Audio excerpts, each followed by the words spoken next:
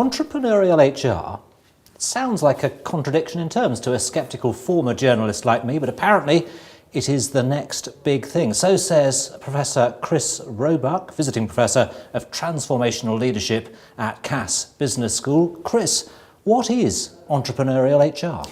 Entrepreneurial HR is HR functions supporting entrepreneurial leaders. We know that organisations that manage to get those core capabilities of entrepreneurs in amongst their leaders, the effective risk management, the taking responsibility, the innovative approach, drives performance significantly. And to make that happen, you have to have an HR function that's doing the same. Otherwise, the HR function holds the entrepreneurial leaders and the performance improvement back.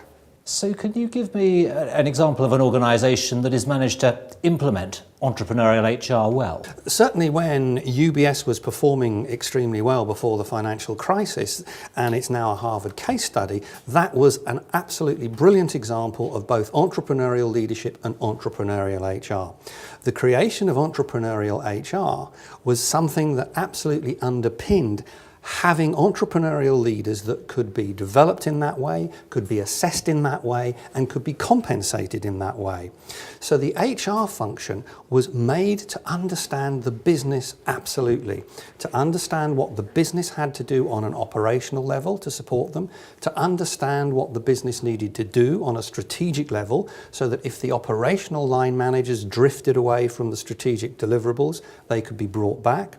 Understood what the market was doing outside so the future was sustainable, and on top of that what they had to have was that entrepreneurial mindset where they really wanted to be proactive, to not be risk averse but to manage risk so you maximised output.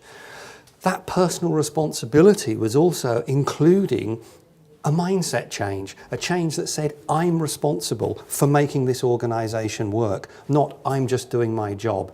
And that's the real point of entrepreneurial HR and entrepreneurial leadership, that you think it's your organisation and you want it to succeed, not just I'm doing my job. So how does an organisation go about introducing entrepreneurial HR, and what difference does it make to the bottom line? Interestingly, if HR functions start to work entrepreneurially, it does spread out and create entrepreneurial leaders in the organisation. And what they have to do is really very, very simple.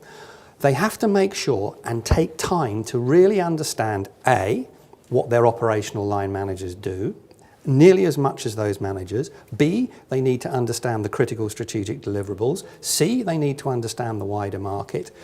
And the most difficult thing is the last thing, the change of mindset.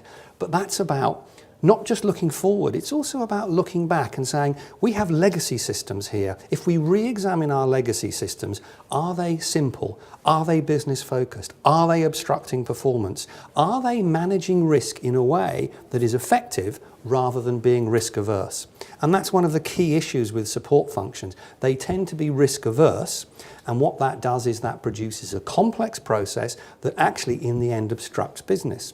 So it's taking a view both forward and back and changing the world and producing an outcome that drives business performance, not drives HR process. Chris Roebuck, visiting Professor of Transformational Leadership at Cass Business School. Thank you very much. Thank you.